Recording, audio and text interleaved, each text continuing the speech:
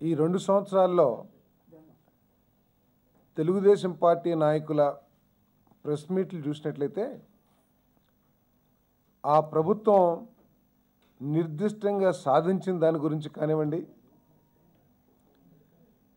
లేతే ప్రజలకి నిర్దిష్టంగా మేలు జరిగిన దాని గురించి కానీ ఎక్కడ మాట్లాడే పరిస్థితి లేక కేవలం జగన్మోహన్ రెడ్డి గారి గురించే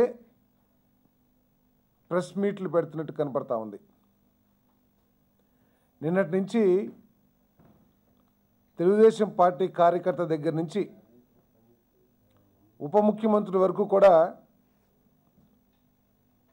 ఏదో జగన్మోహన్ రెడ్డి గారి ఆస్తులు ఈడీ అటాచ్మెంట్ చేసింది అనే విషయం మీద ప్రజలకు ఇంకేమీ సమస్యలు లేవు, ప్రభుత్వం దృష్టి పెట్టాల్సిన విషయాలు ఏమీ లేవు,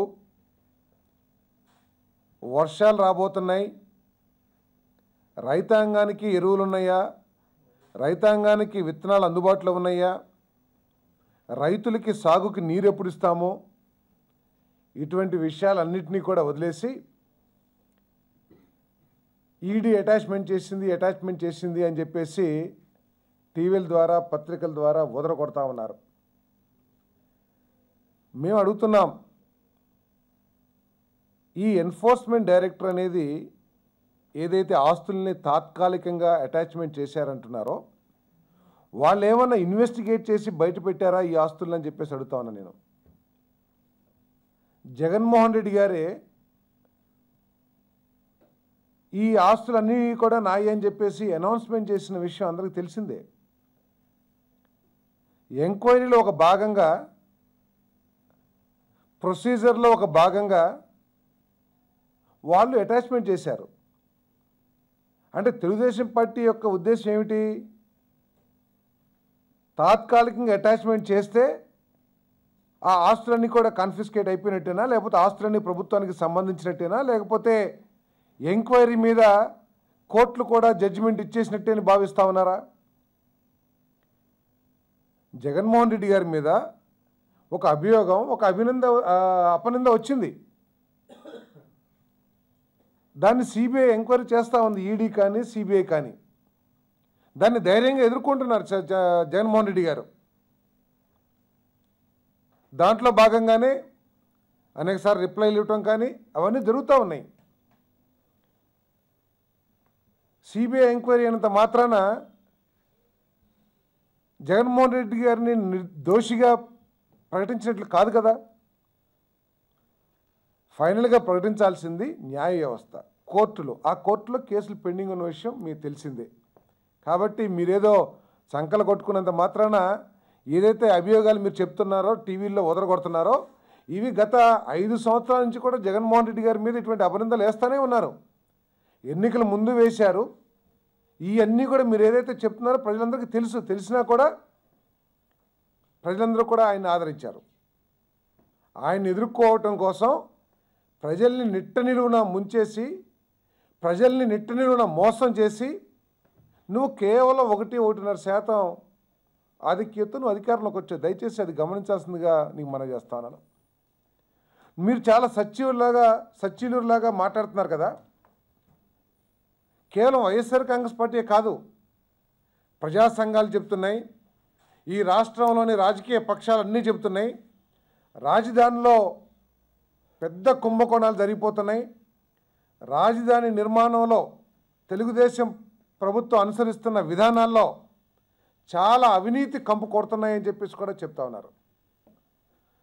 సాక్షాత్ కేంద్ర ప్రభుత్వం వేసిన కమిటీలే మీరు అనుసరిస్తున్న విధానం తప్పు, మీరు అనుసరిస్తున్న విధానాల్లో లోపభూయిష్టంగా ఉన్నాయి కాబట్టి డిస్కరేజ్ చేయాలని చెప్పేసి ఈ దేశంలోని రాష్ట్రాలన్నిటికీ కూడా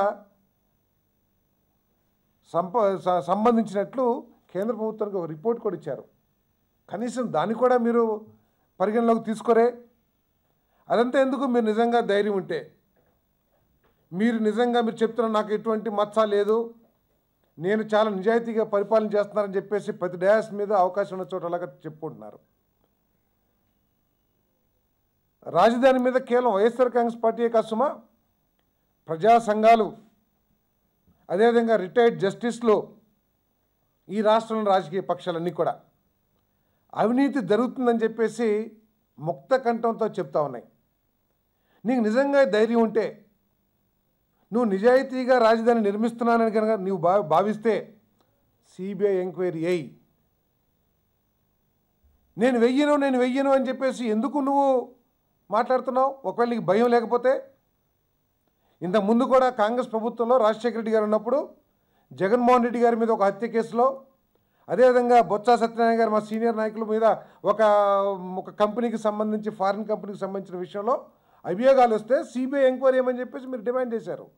చేసినప్పుడు రాజశేఖర రెడ్డి గారు ఇద్దరి మీద కూడా, తన కుమారుడి మీద, తన మంత్రివర్గ సహచరుడి మీద కూడా సిబిఐ ఎంక్వైరీ చేస్తే ఆ సిబిఐ ఎంక్వైరీలో ఇద్దరు కూడా సచ్చీలరు, వీళ్ళకి ఎటువంటి సంబంధం లేదని చెప్పేసి చక్కగా నిష్కలంకంగా బయటకు వచ్చిన విషయం మీకు తెలీదా? ఎందుకు మీరు ఇంత గొడవ జరుగుతున్నా?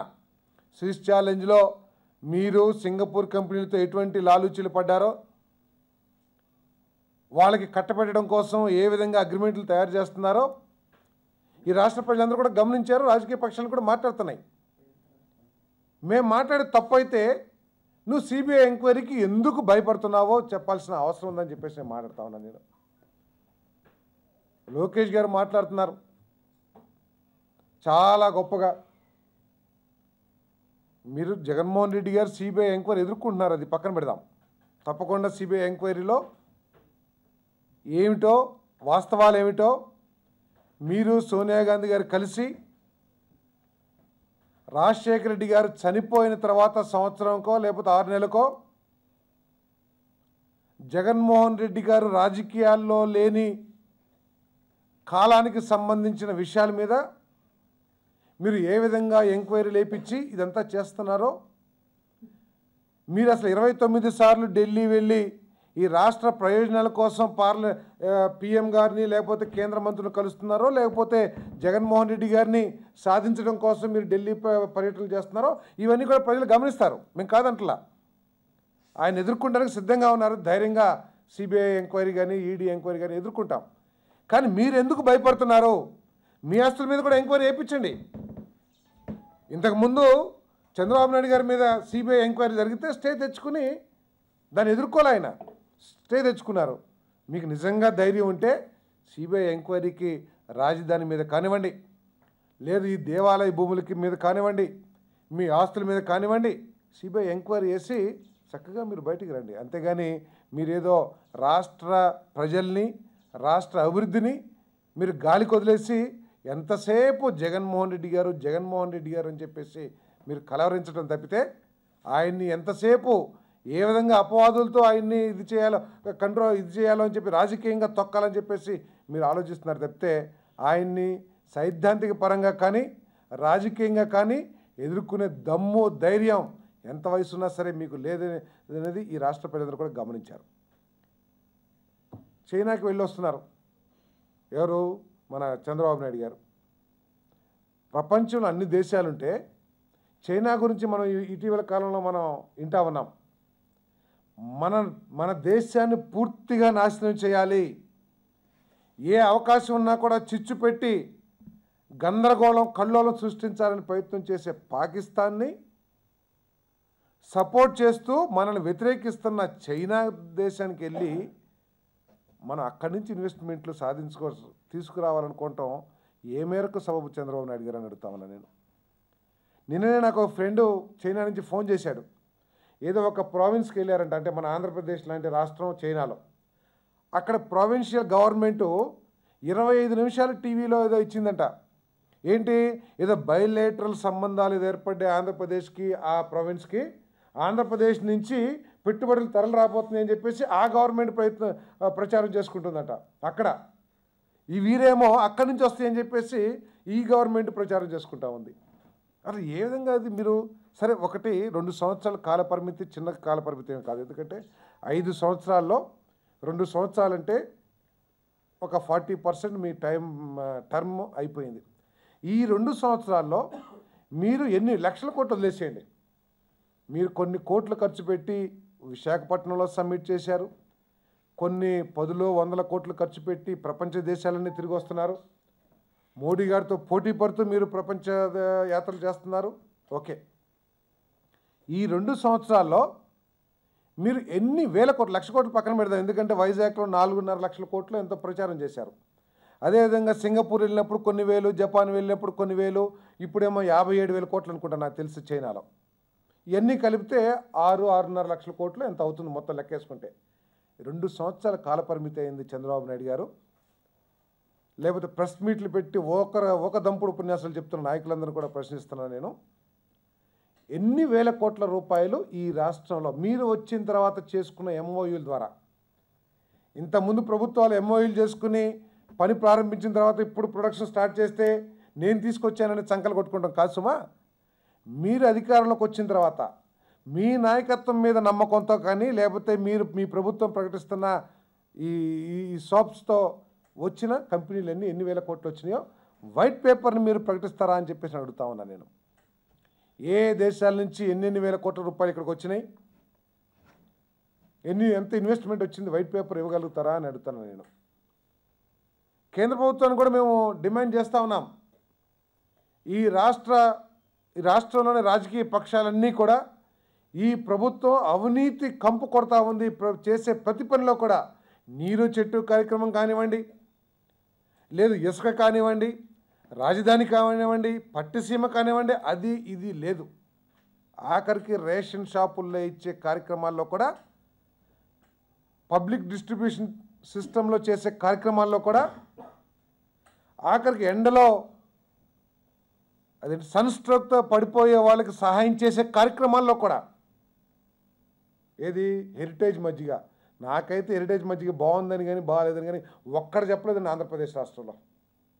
అసలు ఇచ్చారో ఇవ్వలేదో కూడా తెలియదు, కానీ 39 కోట్లు మాత్రం జమ అయినట్టు మాత్రం పత్రికల ద్వారా చూసాం.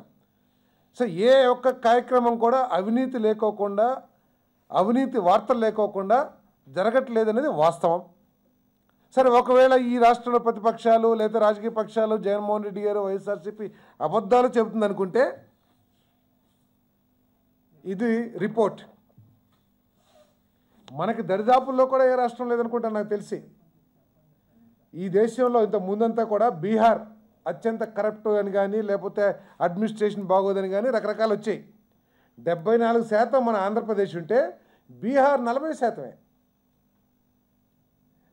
మేము విజయవాడలో రోడ్ల మీద వెళ్తున్నప్పుడు 2024కి దేశంలో నెంబర్ 1 స్థానానికి ఆంధ్రప్రదేశ్, 2050కి అనుకుంటాను ప్రపంచంలోనే మన రాష్ట్రం నెంబర్ 1, అంతేనా? నెంబర్ 1. 2019 గురించి మాట్లాడరేంటా అని చెప్పేసి మేమందరం కూడా ఆశ్చర్యపడేవాళ్ళం. ఎందుకంటే ఆయనకి 2019 ఇంకొక ఎలక్షన్ ఆయన ఎదుర్కోవాలి కదా. 2019కి రాష్ట్రాన్ని ఏం చేస్తారా అని చెప్పేసి ఎందుకు చెప్పట్లేదు? ఆయనకి ఏమైనా రాజధాని కట్టడం అనుమానంగా ఉందేమో. ఊరినే పైకి మాటలు చెప్తున్నారు కానీ రాజధాని కట్టడం కానీ, పోలవరం కట్టడం కానీ, లేదా ప్రత్యేక హోదా తీసుకురావడం కానీ ఆయనకి నమ్మకాలు వదిలేసుకున్నట్టున్నాడు. అందుకనే 2019 అనే దాన్ని ఆయన ఎక్కడ కూడా అడ్వర్టైజ్మెంట్లు చూపిస్తలేదు అనుకున్నాం. కానీ కాదు, లోగుట్టుంది. 2019లోనే దేశంలో నెంబర్ 1 అవినీతి రాష్ట్రంగా రూపొందించాలని చెప్పేసి ప్రయత్నం చేశారు. 2019 2017కే చాలా అడ్వాన్స్గా ఉన్నారు చంద్రబాబు నాయుడు గారు. నేను అడుగుతా ఉన్నాను, ఇంత అవినీతి కంపు కొట్టే ఈ రాష్ట్రంలోకి పెట్టుబడులు వస్తానికి నిజంగా ఇష్టపడతారా పెట్టుబడిదారులు అని అడుగుతా ఉన్నాను నేను. నువ్వు ఏ కార్యక్రమం చేసినా కూడా మతలబు లేకోకుండా చేయమని చెప్పేసి ఈ దేశంలో కానీ ప్రపంచంలో కానీ వ్యాపారస్తులందరూ కూడా అనుభవిస్తున్నారు. సో దీన్ని ఆపటానికి ఏం చేస్తున్నారు నేను అడుగుతూ ఉన్నాను. ఈ అవినీతి ఏ స్థాయిలో ఉంది? ముఖ్యమంత్రి గారు ప్రభుత్వ స్థాయిలోనా లేకపోతే అధికార గణంలోనా? నాకు తెలిసి దేశంలో నెంబర్ 1 ఉందంటే నెంబర్ 1 దగ్గర నుంచి స్టార్ట్ అయి ఉంటుంది. ఈ రాష్ట్రంలో నెంబర్ 1 దగ్గర నుంచి స్టార్ట్ అయి ఉంటుంది. కాబట్టి ఈ రాష్ట్ర కొత్తగా ఏర్పడిన రాష్ట్రం ఆర్థికంగా కట్టుబట్టలతో పంపించేశారని చెప్పేసి కొడుకు తండ్రి మంత్రులు అందరూ కూడా ఇదే భాష ఎక్కడ డయాస్ ఎక్కినా కూడా కట్టుబట్టలతో పంపించేశారు, ఈ రాష్ట్రాన్ని అన్యాయంగా చీల్చేశారు అని గగ్గోలు పెడుతున్న తెలుగుదేశం నాయకులు చెప్తున్న విధంగా విభజించబడిన రాష్ట్రాన్ని కాపాడటానికి, అవినీతి నుంచి కాపాడటానికి దయచేసి కేంద్ర ప్రభుత్వం ఇప్పటికైనా సరే దృష్టి పెట్టి వీటిలో ఏం జరుగుతుందో తెలుసుకోవాలని చెప్పేసి మేము డిమాండ్ చేస్తా ఉన్నాం.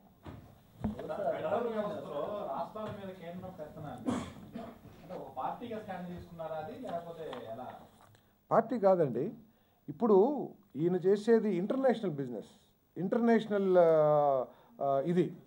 ఇప్పుడు కేవలం మన రాష్ట్రంలో ఏదో టెండర్స్ పిలిచేసి లోకల్ బిడ్డింగో లేకపోతే నేషనల్ బిడ్డింగో చేస్తే రాష్ట్ర దానికి అని చెప్పేసి చేయొచ్చు. కానీ ఎప్పుడైతే విదేశాలతో మీరు వ్యాపారం చేస్తారో తప్పకుండా విదేశీ అగ్రిమెంట్స్ అన్నీ కూడా దేశ రాజ్యాంగాలకో లేదా దేశ చట్టాలకి, నేషనల్ యాక్ట్స్కి సంబంధించి దానికి లోబడే ఉండాలి. సో ఇప్పుడు స్విస్ ఛాలెంజ్ అని చెప్పేసి మీరు చెప్పారు. దేంతో? సింగపూర్ కంపెనీతో. పోనీ మన ఎల్ఎన్టీతోనో లేకపోతే మన షాపూర్జీ పల్లంజీతోనో లేకపోతే ఇంకేదన్నా ఎన్పిసిసితోనో గవర్నమెంట్ వాళ్ళతో చేసుకుంటే సరే ఇదేదో మన సిబిసిఐడితో ఏదో ఎంక్వైరీ చేయించవచ్చు అనుకోవచ్చు. కానీ సింగపూర్ కంపెనీతో మీరు ఇన్వెస్ట్మెంట్లు తీసుకొస్తుంది ఇక్కడ మన టాటాస్ పెట్టారు, లేకపోతే బిర్లాస్ పెట్టారు, లేకపోతే ఇంకా వేరే వాళ్ళు ఉన్నారు వాళ్ళంతా పెట్టారని కాదు చెప్తుంది. చైనా నుంచి, జపాన్ నుంచి, అక్కడి నుంచి ఎక్కువగా వస్తున్నాయి అంటున్నారు కదా. ఈ అవినీతి ఏమిటి? తర్వాత ఈరోజు ఈ రాష్ట్రంలో జరుగుతున్న ప్రతి కార్యక్రమానికి కూడా కేంద్ర నిధులు వస్తున్నాయి. ఎందుకంటే కొత్తగా ఏర్పడిన రాష్ట్రం కాబట్టి.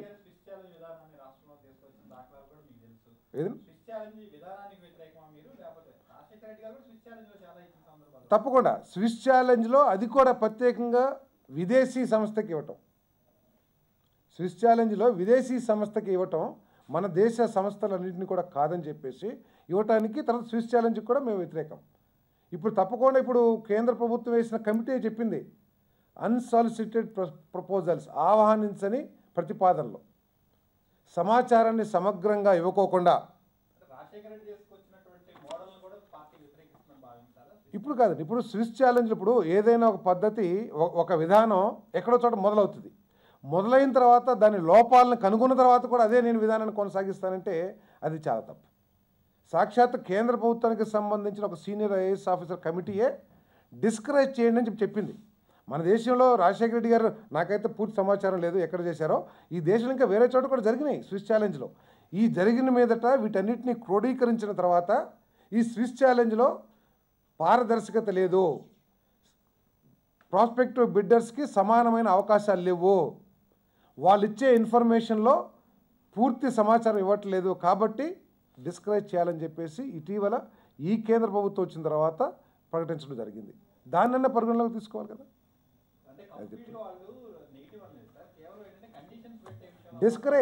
డిస్కరేజ్ అంటే ఏమిటి?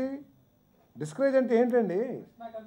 Active discourage, not only discourage, active discourage. ఎందుకంటే దాంట్లో పారదర్శకత లేదని చెప్పేశారు కదా. మీకెందుకు అంత ఇంట్రెస్ట్?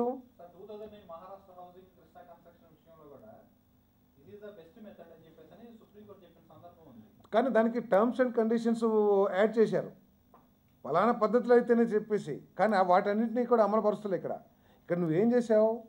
ఒక సంస్థతో నువ్వు అగ్రిమెంట్ చేసేసుకుని ఆ సంస్థకి మేము ఇచ్చేస్తామని చెప్పేసి నిర్ణయం తీసుకున్నావు.